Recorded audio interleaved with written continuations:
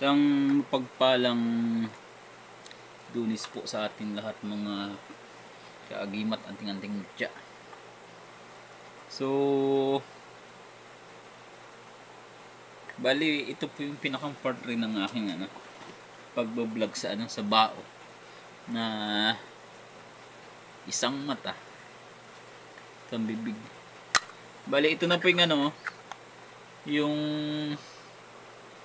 resulta ng aking pinatabas. Wala tayong talent sa pagtatabas kaya pinatabas ko sa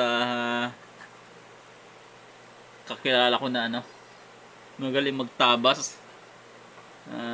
Grinder ang gamit.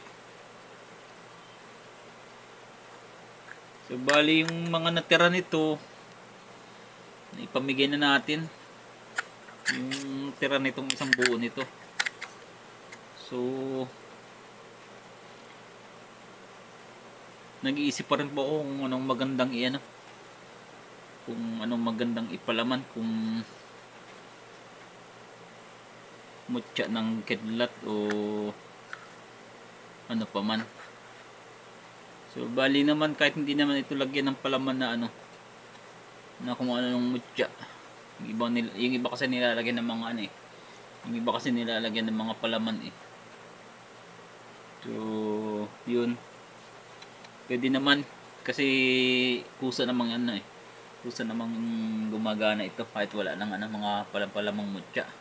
So ang purpose lang talaga nila, kaya yun, para mas lalong mas mapaganda, yun nilalagyan dito ng parang matakpan yung pinakang butas niya. So bali ito po yung pinakang mata, ito yung bibig, ito. So ang purpose po nila para gumanda is tinatakpan po nila ito, nilalagyan ng kung ng mutya. Okay.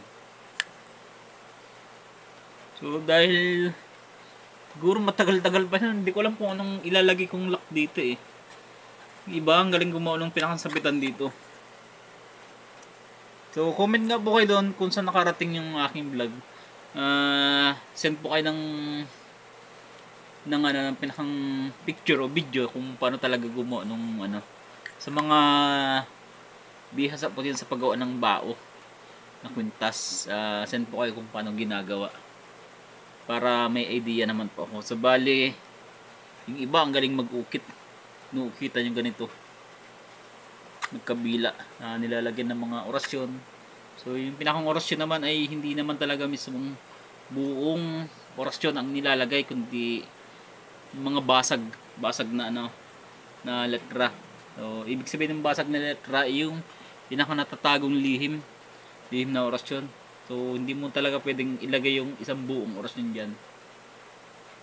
O kung may isang buong orasyon, pinapalaman po sa bao nandito, nakatago yung pinakang buong orasyon. So hindi ko pa rin alam kung paano ito lalagyan ng sabitan. Wala akong idea. Yung iba kasi nilalagyan po dito ng pinakang PVC dito magkabila para diroskas siya. Kaya yun, magaling mag-ukit yung pati yung iba. So bali nag-order nga pala ako sa TikTok shop. So try ko rin na maglagyan ng mga disenyo. Ito po yung pinakang pang-ukit. So hindi naman tayo bihasa, pero may konti po tayong alam sa pag-ukit. So pwede rin natin i-try. I-flex ko lang kasi napakaganda, napakamura. Kung bibilihin mo ito sa pinakang mismong shop, mahal. Pero sa online na TikTok shop, mura lang, siguro around the lang ito, 90 to 100 kasama na po yung shipping fee. Napakagandang pang bali pwede po kayo magpalit ng bala. Ito iba-ibang pangkat pandisenyo ng letra. Yan may tatlo siyang gamit. So kung maputol man ito, o kung hindi natin naasang maputol,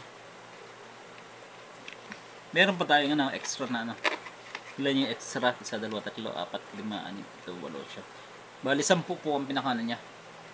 Sorry. So, yun.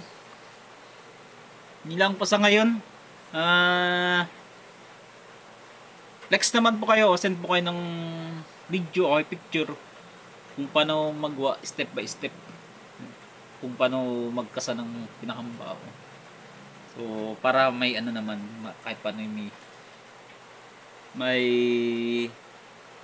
pattern tayo, may matularan.